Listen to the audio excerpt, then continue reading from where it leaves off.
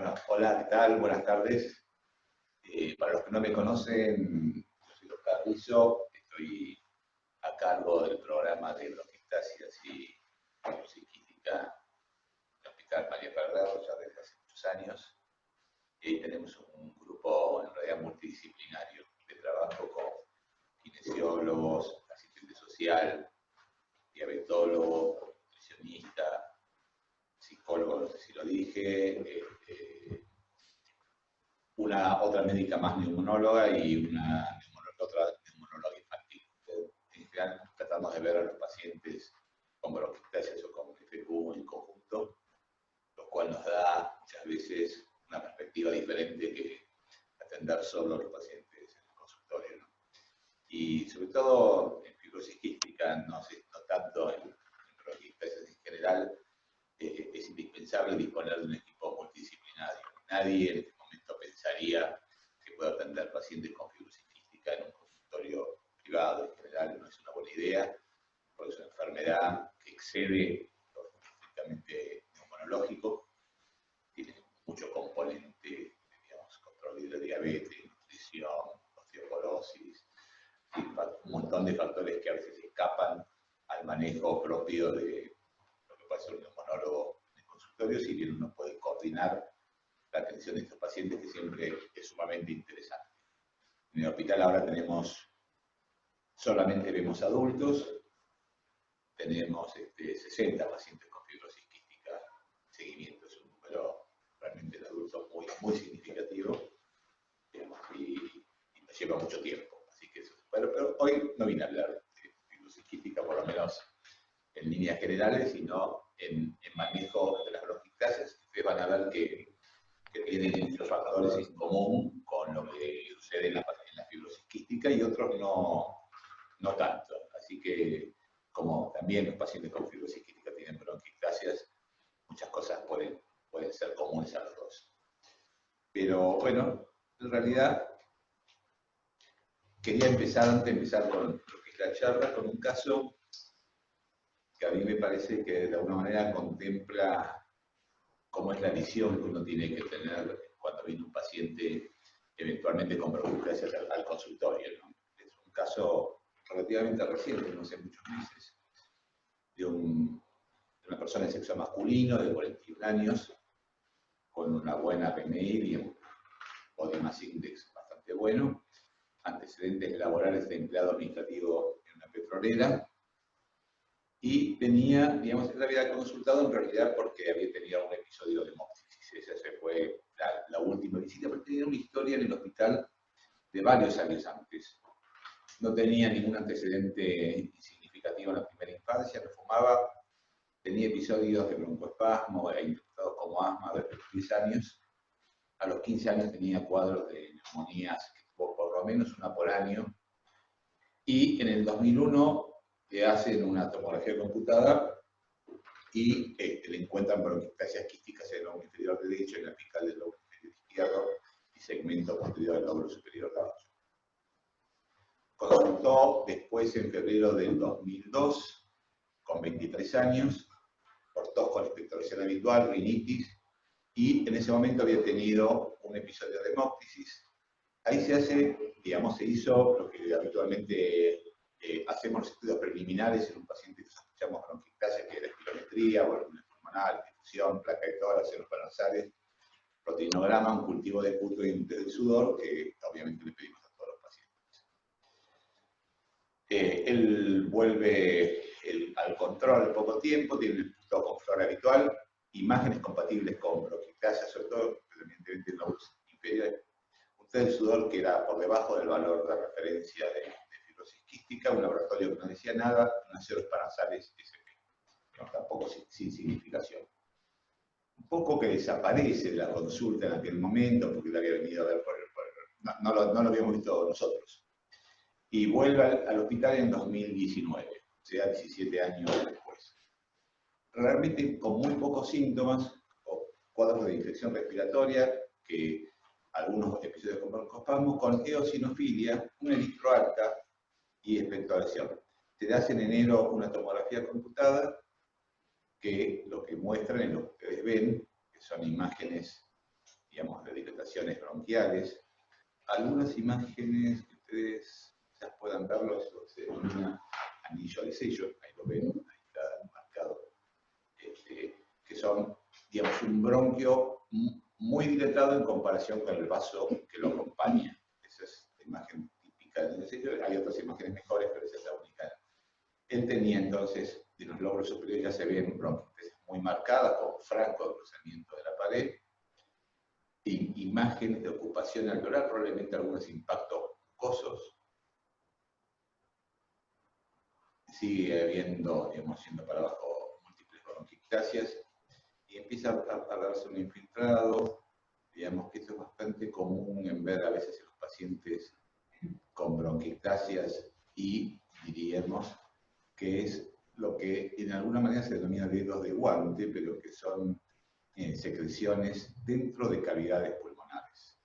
O sea, parece la imagen de una imagen tumoral, pero se corresponde en realidad a secreciones bronquiales en las cavidades múltiples que tenía en ese momento, que llamaban mucho la atención. Esto, lo primero que piensa, si no es neumonólogo, es que tiene un tumor ahí, tienes una masa.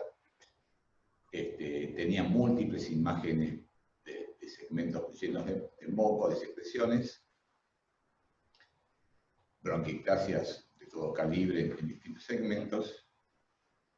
Y después diríamos, entonces, bueno, tenía una espirometría con un FB1 de 2,650 que era el 65, y ahí le hicimos una IgE que tenía 1432 de IgE total, y una IgE específica para Aspergillus de 44. Acá yo creo que no lo puse, pero tenía un test cutáneo que era positivo, tenía positivo para dermatofagoides y positivo también para Aspergillus.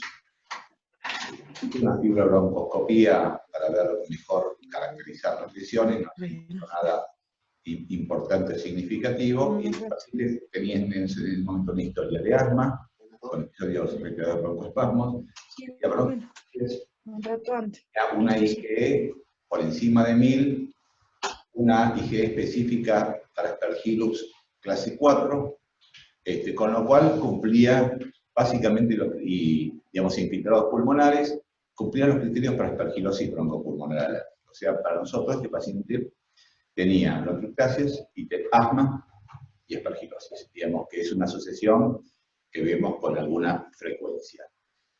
Continuamos un poco con el interrogatorio, y este paciente ya nos contó que vino con una mujer, estaba buscando familia hace un tiempo, pero que él no tenía familia. Entonces le pedimos un estudio de un espermograma, se lo pedimos nosotros, no lo habían hecho todavía. Están buscando hacía 4 o 5 años estar en pareja, no tenían familia. Azotarme. Ya, se nos paró un poquito las cosas. Hicimos una consulta con urología y tenía ausencia de conductos deferentes. Entonces, cuando ustedes tienen un paciente con azoospermia y ausencia de conductos deferentes, la asociación muy clara es de algunas variantes de la fibrosis quística que pueden cursar en general, cursa el 98% con azoospermia y ausencia de conductos deferentes. La mayor parte de ellos son pacientes que tienen mutaciones muy significativas y que tienen mucho compromiso pulmonar, tienen el compromiso pancreático, pero aparte tienen el compromiso de azoospermia. Le pedimos un test de sudor, y tuvimos un test de sudor que vino de 39, el primero que se hizo afuera, no nos terminó de convencer, pero repetimos. El test de sudor requiere mucha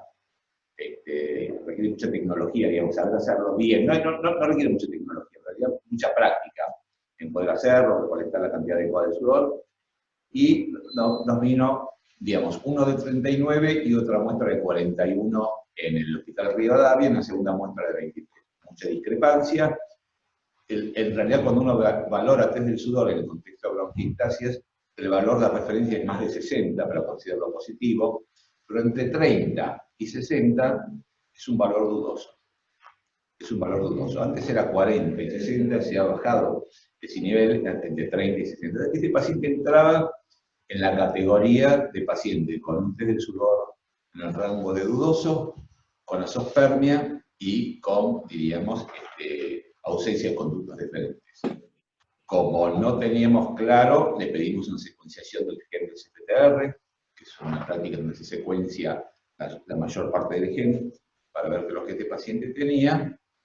Esta secuenciación, lo van a leer en el informe que lo hace Genia, que es uno de los 2 o 3 lugares que se hace secuenciación en Argentina, y básicamente tenía 2 mutaciones compatibles con fibrosis quística. La delta F508, que es muy frecuente, ustedes saben que un paciente que tenga fibrosis quística tiene que tener 2 mutaciones. Y la otra, que es menos conocida, es la 3454G sobre C, digamos, guanina, digamos, reemplazo de C. Esta segunda variante es una variante mucho más benigna en fibrosis quística y tiene persistencia del CFTR. No, como esta no es una clase de fibrosis quística, digamos, entonces uno con la sola secuenciación no es suficiente para tener un diagnóstico, sino que lo que si encaja el cuadro clínico encajaba, fuimos a buscar una base de datos que se llama CFTR2, diríamos, estaba descrita esta combinación potencial como causante de enfermedad, y una de las cosas que esta enfermedad no tiene es compromiso pancreático, son suficientes pancreáticos. Cuando miramos en la base de datos del CFTR2, tenía, diríamos, el promedio de test del sudor que tienen los pacientes con estas variantes, que era de 44 miliequivalentes por litro. Digamos, tiene en general función pulmonar bastante bien preservada, variantes que van, bueno, desde el 35 al 100%, pero estos pacientes tienen muy poco. Y diríamos que estos pacientes tienen algo de CFTR funcionando, por eso no tienen un cuadro clásico de fibrosis quística. Básicamente, en esta variante se produce, digamos, una disminución del transporte del tónico, pero la proteína, que es el canal, está presente en la membrana. Con lo cual, este paciente es potencialmente respetable con lo que se llaman moduladores, que es un poco la idea cuál es. Yo lo quería presentar este caso, que si bien es un paciente con bronquiectasia que terminó siendo un paciente con fibrosis quística, pasamos por todas las posibilidades de este paciente, digamos.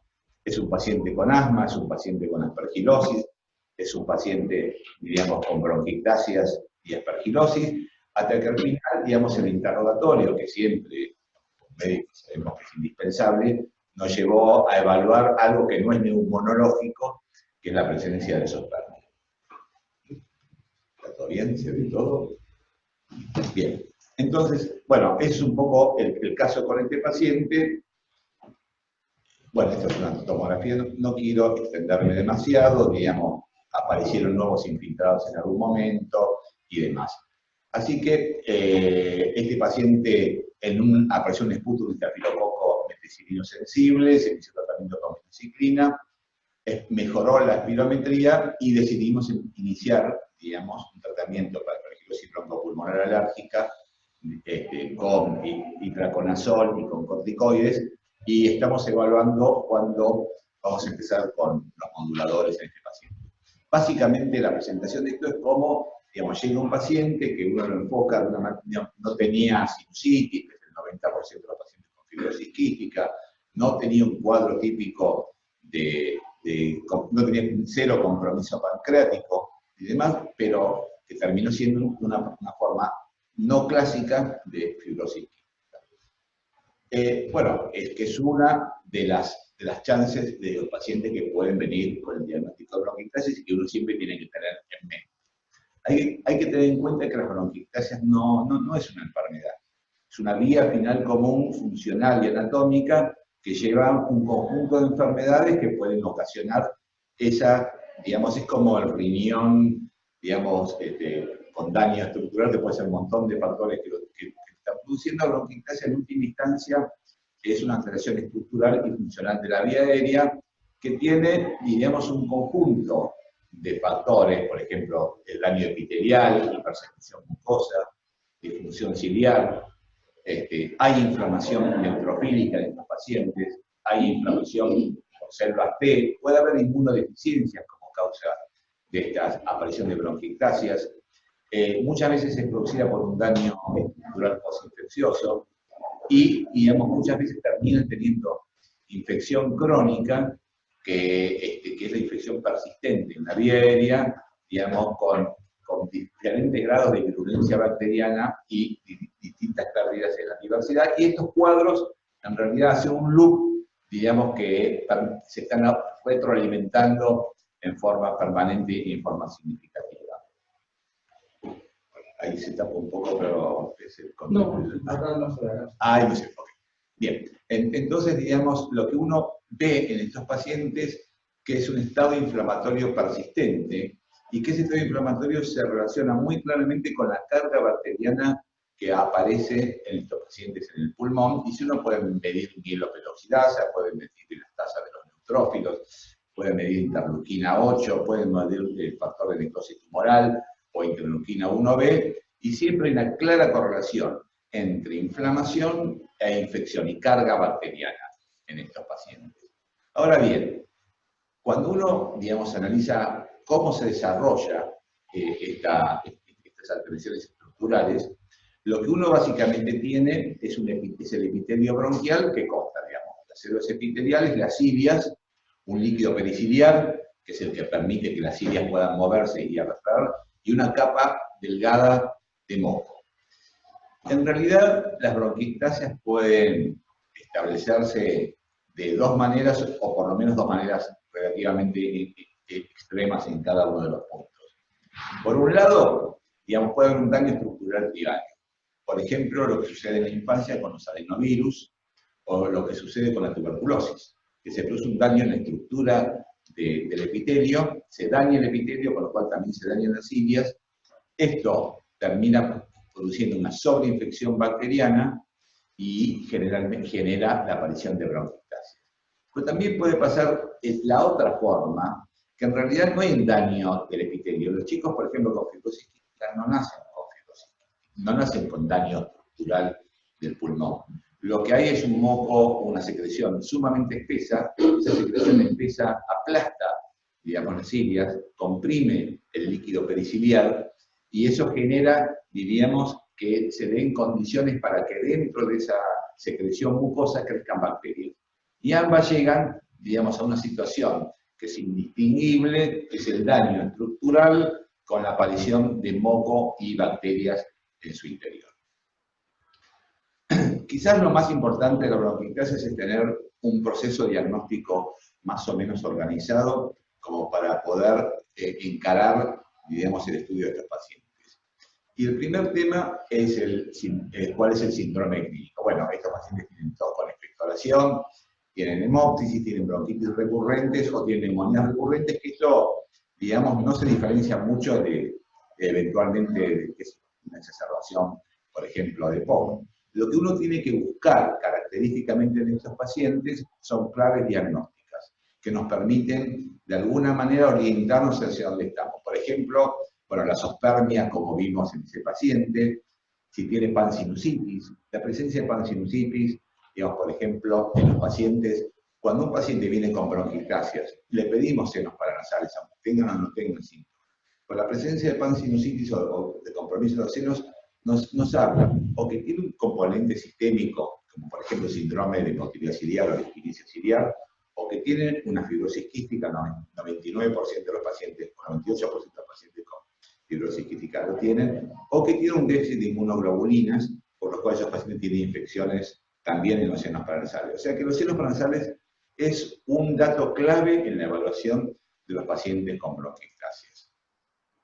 Lo otro es el análisis de enfermedades gastrointestinales que estos pacientes pueden tener. Si el paciente tiene fibrosis quística, va a tener síndrome de mala absorción, va a tener episodios de diarrea concomitante, pero hay otras enfermedades, como la enfermedad de Crohn, por ejemplo, o muchas enfermedades, digamos, gastrointestinales de tipo autoinmunes, que pueden cursar con bronquiectasias, digamos, porque es el proceso inflamatorio que caracteriza estas enfermedades. Por ejemplo, un 5% de los pacientes con enfermedad de Crohn tienen bronquiectasias. Y se asume que eso es por un proceso de inflamación persistente y translocación de gérmenes, digamos, del intestino hacia la vía aérea. Obviamente, la falta de espermatozoides, como habíamos dicho antes, la zospermia nos puede hacer sospechar fibrosis quística, pero al encontrar, por ejemplo, espermatozoides inmóviles, nos puede hacer sospechar una disquinesia ciliar. en estos pacientes. Entonces, por ejemplo, pensar en hacer un espermograma en un paciente que vive con bronquiectasias es parte, digamos, de la evaluación que tiene que tener, por lo menos mentalmente, en estos pacientes, o, por ejemplo, que tenga un situs inversus. Digamos que eso también nos habla muchas veces de que estamos orientados hacia el síndrome de esquilitis hilar. ¿A dónde voy en todo esto? Es que uno, digamos, más allá del cuadro clínico, tiene que ir buscando algunas claves que nos puedan ayudar en el diagnóstico. Una vez que digamos, vemos el síndrome clínico, tenemos que confirmar sí o sí esto con una tomografía computada multislice de alta resolución, y ahí ustedes pueden ver imágenes, digamos, con lo que hablamos del anillo de sello, que es un bronquio de gran calibre con una arteria pulmonar, digamos, acompañándola, o la falta de progresión de los bronquios hacia la periferia, que siempre mantienen un calibre aumentado. A veces, con imágenes, digamos, que son compatibles con atelectasias, que cuando uno hace una broncoscopía en estos pacientes, lo que encuentra muchas veces que es tapado el bronquio, y estos pacientes hacen una mezcla de infección y atelectasia. Digamos, que no es la neumonía común que tiene el paciente con la neumonía de la comunidad, sino que es una neumonía asociada a atelectasia, y muchas veces hace falta hacer una endoscopía para aspirarlo y demás, pero aún haciéndolo, al poco tiempo vuelve a veces a atelectasia. Y si la atelectasia se mantiene durante tiempos muy largos, estos pacientes no recuperan nunca la funcionalidad de ese segmento bronquial. El hecho de tener enfermedad difusa o enfermedad localizada nos hace pensar más en enfermedad difusa, en enfermedad sistémica, en enfermedad localizada, por ejemplo, en obstrucción, digamos, por una compresión de una adenopatía bronquial, por ejemplo. Y, digamos, como yo les mostraba antes, la imagen que da de los dedos de guante, digamos, el impacto mucoso dentro de un bronquio, que puede verse tanto en las tomografías como en las radiografías convencionales, y que muchas veces al médico que no tiene cierta precaución puede hacerlos equivocar en el diagnóstico. Muchas veces las bronquiectasias se acompañan en imágenes bastante frecuentemente de la pequeña compromiso de la pequeña vía aérea, impactos en bronquiolos segmentarios, digamos, imágenes inclusive de árbol en brote, que eso muchas veces se asocia mucho a infecciones por micobacterias atípicas. Es decir, tienen que tener en cuenta que siempre en los pacientes con bronquiectasias tienen que pedir un estudio en busca de micobacterias, porque como muchas veces le vamos a dar como tratamiento citromicina, digamos, como inmunomodulador a estos pacientes, si tienen micobacterias tenemos la chance de que después perdamos los macrólidos como alternativa de tratamiento.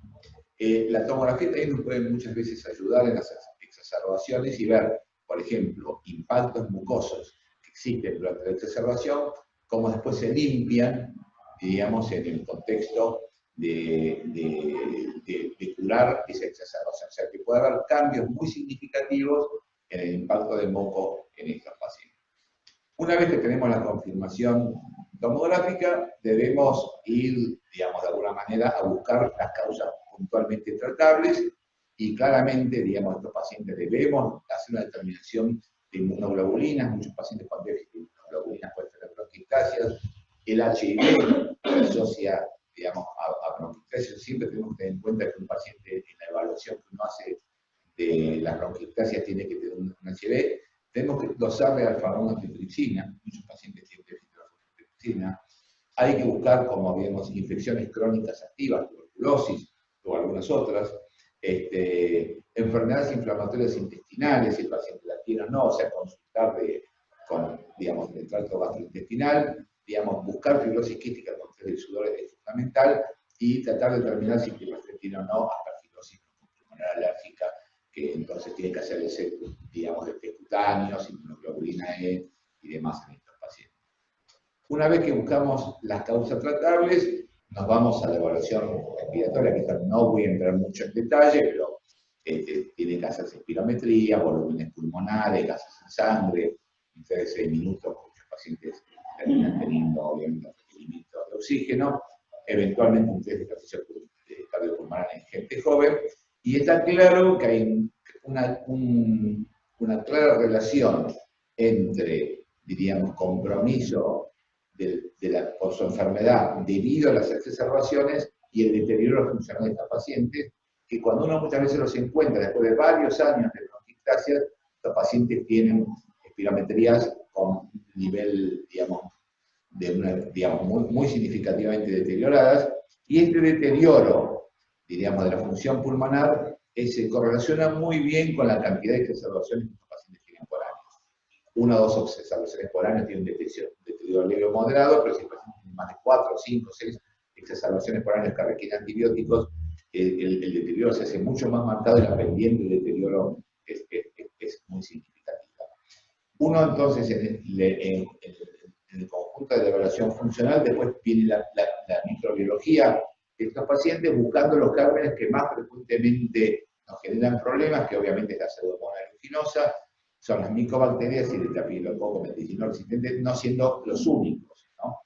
Y acá uno muchas veces se pregunta, cuando encuentra un esputo, que consulta inclusive muchos colegas del hospital, que tengo un paciente con Pseudomonas, ¿lo trato? ¿No lo trato? ¿Qué es lo que hago? Acá es muy importante varias cosas. Uno, saber si el paciente es el primer episodio que tiene Pseudomonas o uno de los primeros.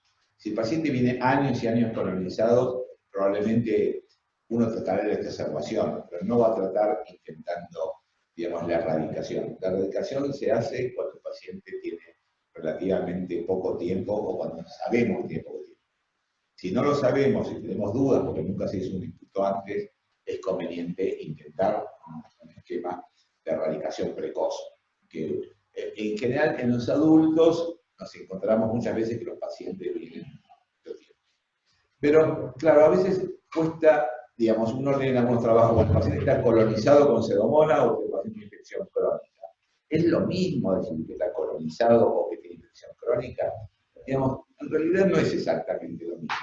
Colonizaciones, por ejemplo, los chicos con estreptococos neumoniae que tienen en las amígdalas o en la vía aérea superior, que están en una relación simbiótica, digamos, y que no producen daño inflamatorio.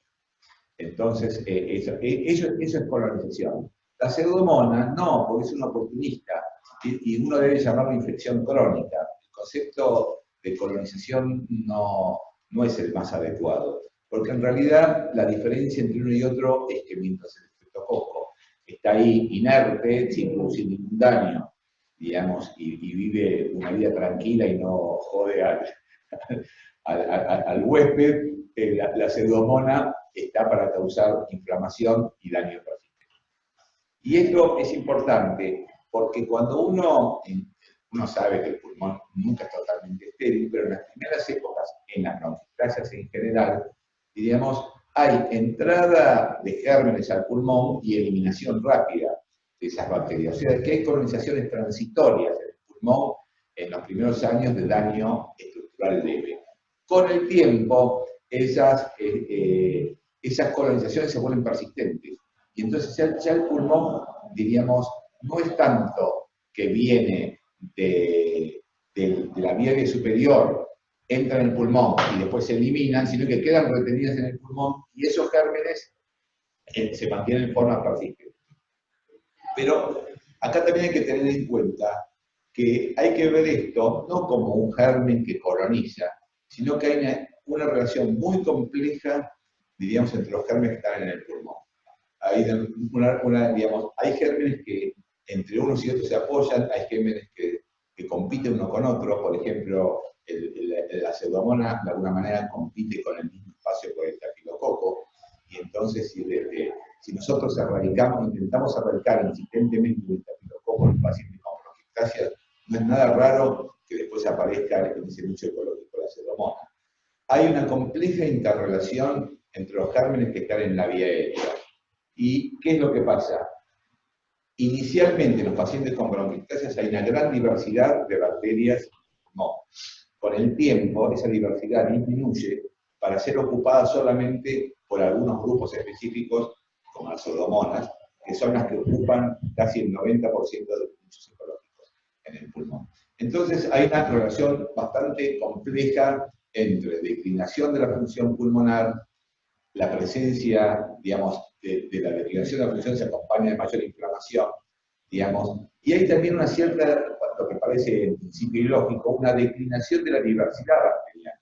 Es decir, inicialmente en el pulmón de un paciente con bronquiectasia tiene múltiples bacterias, pero cuando va evolucionando, la cantidad de especies disminuye, no la cantidad global de bacterias, sino la cantidad de especies. Y entonces estos pacientes pasan de una enfermedad leve a una enfermedad avanzada con una sola predominancia, por ejemplo, son las pseudomonas o las micobacterias o eventualmente también Staphylococcus. En el contexto de evaluar un paciente con fibrosis quística, bueno, pseudomonas, Burkholderia, Estafilococo, Stenotrophomona maltophilia, por ejemplo, Atromobacter psilococcus, digamos, y micobacterias, son gérmenes muchas veces causantes de infecciones. Ahora, es lo mismo los gérmenes que están en un paciente que tienen fibrosis quística que los pacientes que tienen bronquiectasia con una fibrosis quística. Parece que no es estrictamente lo mismo. Este es un trabajo muy interesante en donde se analizan los mismos gérmenes y la sensibilidad de los gérmenes en pacientes con bronquiectasias no FQ que en pacientes con bronquiectasias con FQ. Y ustedes fíjense que, por ejemplo, el nivel de resistencia de los pacientes con bronquiectasias FQ es mucho mayor que el nivel de resistencia en todos los antibióticos que consideramos que los pacientes en bronquiectasias no FQ. ¿Y esto cómo se manifiesta desde el punto de vista clásico? En general, muchas veces nos encontramos con pacientes con bronquiectasias no FQ que tienen pseudomonas, que es bastante sensible y se mantiene bastante sensible en el tiempo.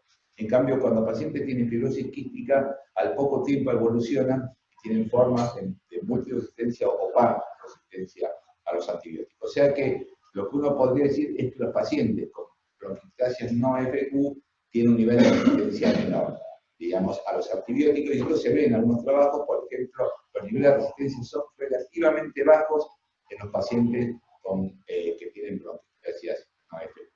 Este es un análisis de los datos que obtenemos en nuestro hospital, básicamente, donde, como se trata de un hospital con un nivel de derivación alto y demás, el sesgo que tenemos es que tenemos muchos pacientes con multiresistencia, por ejemplo, el 48% del caso, la gente, digamos, el 25% a la pipertazo. Por ejemplo, bueno, esto nos pasa a nosotros, seguro que les pasa a ustedes, el colistin todavía sigue siendo una droga para el tratamiento de pacientes con bronquiectasias que es bastante poco resistente, y la ceftazidime y, digamos, y la micacina puede ser muy resistente.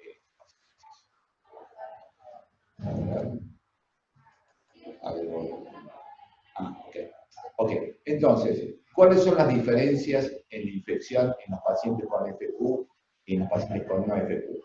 Primero, en los pacientes con fibrosis quística, en la detección, uno puede detectar el primer episodio con bastante frecuencia y no lo vemos en los adultos, lo vemos más bien los pediatras.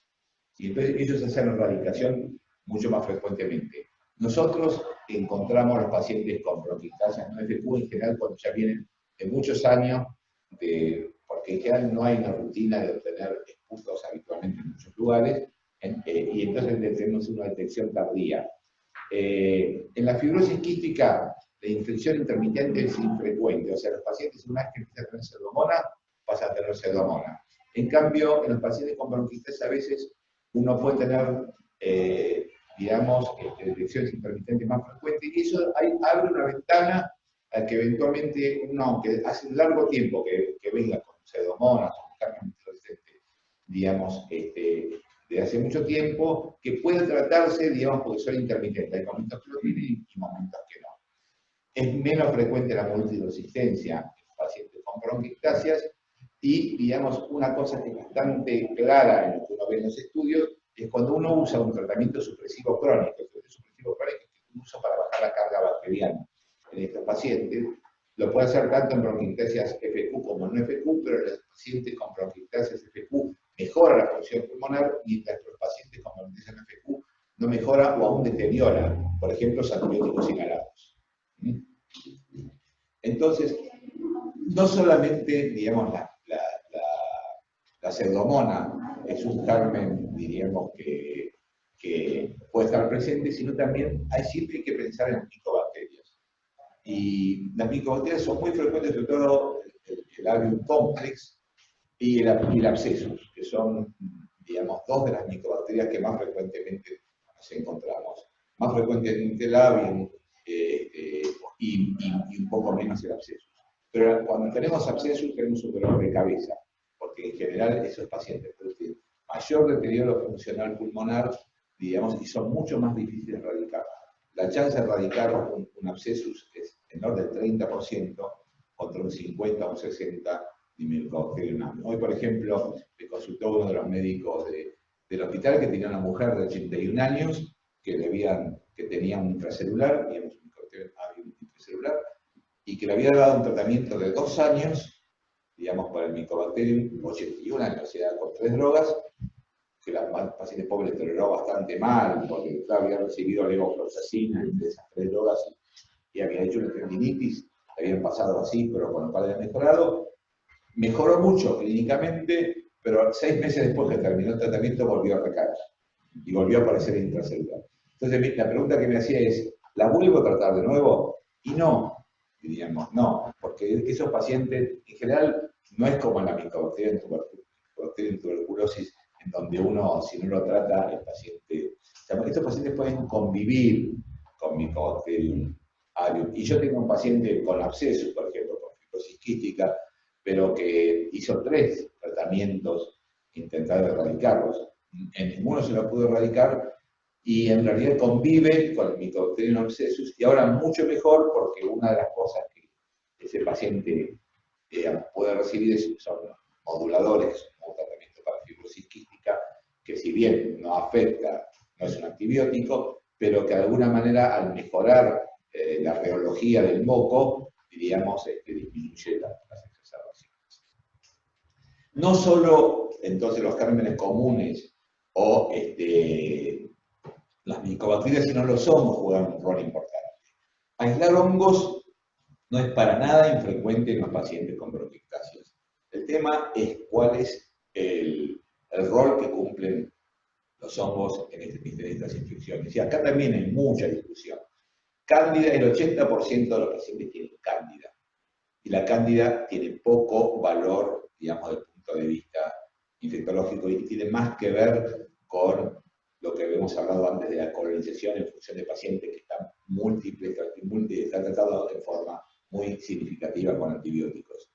Pero aún en las Aspergillus, el 50% de los pacientes con FQ tienen Aspergillus en el esputo y un 30% de pacientes con bronquiectasia no FQ pueden tener Aspergillus. Y el Aspergillus en sí mismo es solo un marcador de un proceso inflamatorio, salvo que esté acompañado, como vamos a ver después, de algunas de las cosas que nos haga pensar en aspergilosis broncopulmonar alérgica o eventualmente que tenga una bronquitis aspergila.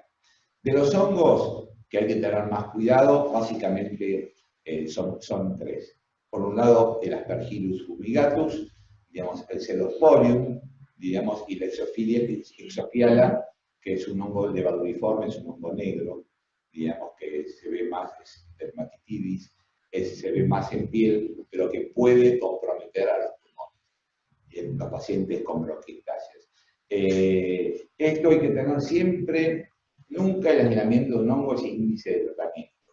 Siempre tiene que verlo uno en el contexto del cuadro clínico. El paciente se está deteriorando su función pulmonar, hemos tratado todos los demás gérmenes y el paciente sigue con deterioro, bueno, pensemos que quizás tengamos que tratar para esos gérmenes. Obviamente los tratamientos no son sencillos, son largos, con gran toxicidad y demás. Los Aspergillus, Pseudosporium, Exophiala son los 3 gérmenes, por hongo, y puede haber otros más frecuentemente asociados a esta enfermedad.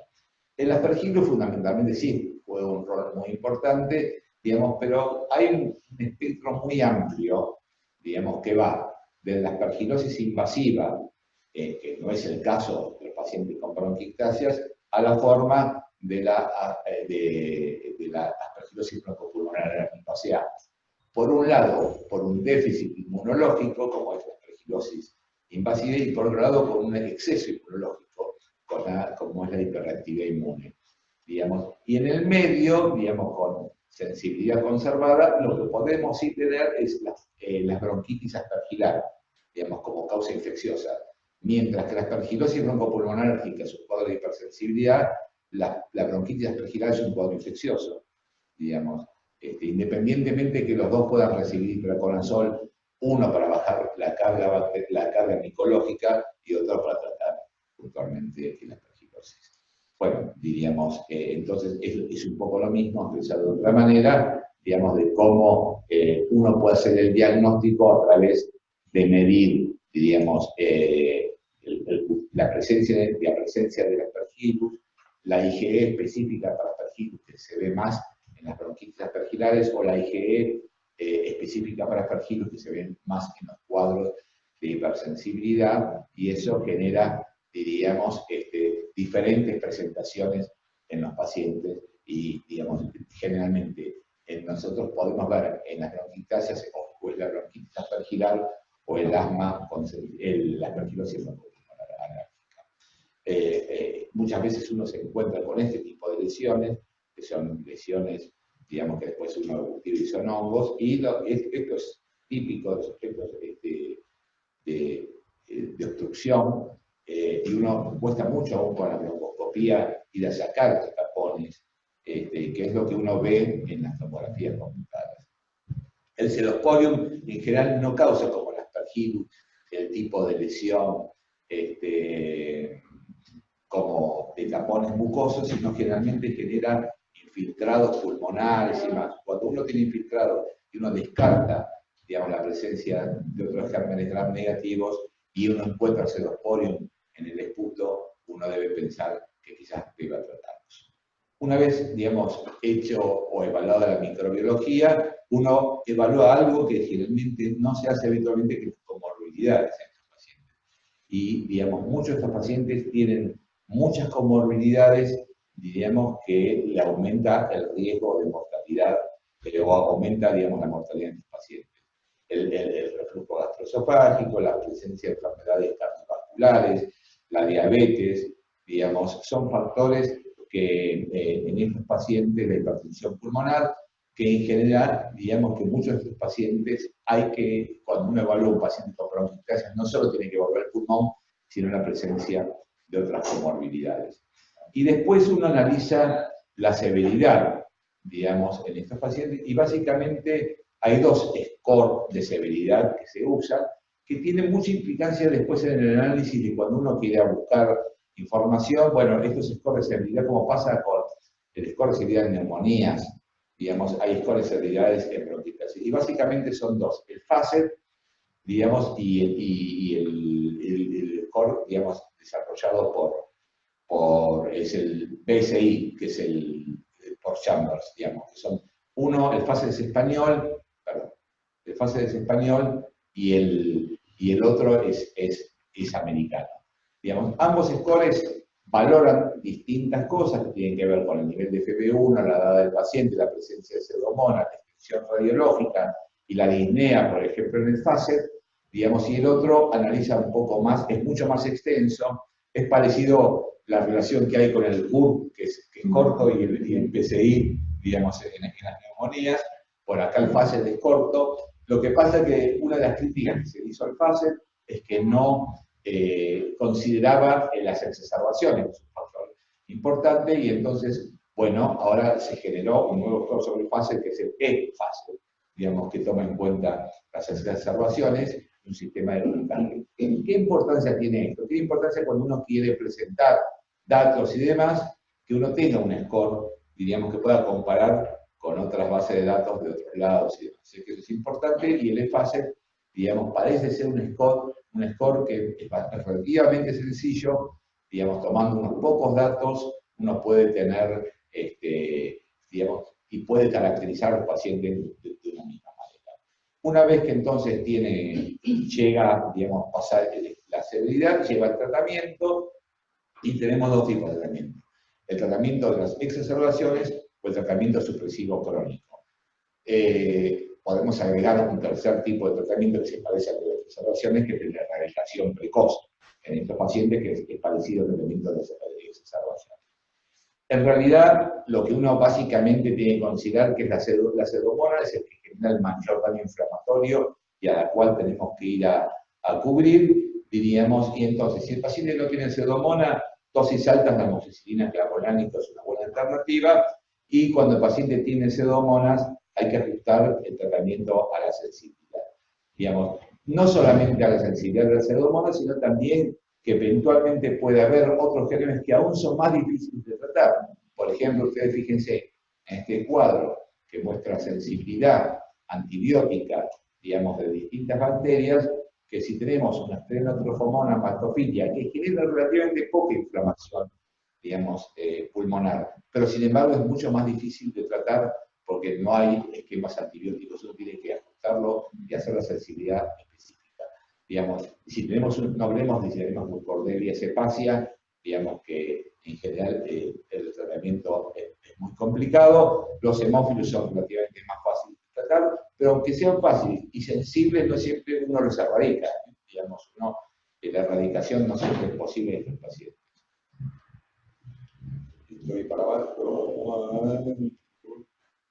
Ok, cuando viene la infección crónica, entonces tenemos dos formas o combinadas o independientes de usar. Uno es el tratamiento con macrólidos, digamos que lo usamos como inmunomoduladores, como pasa en EPOC, por ejemplo, en otras enfermedades, que se usa 500 miligramos 3 veces por semana, y el otro es el tratamiento, digamos, inhalado contra Pseudomonas como tratamiento supresivo crónico. Este es el concepto. El tratamiento supresivo crónico lo que lleva es a tratar de mantener una densidad bacteriana relativamente baja en estos pacientes para evitar las exacerbaciones.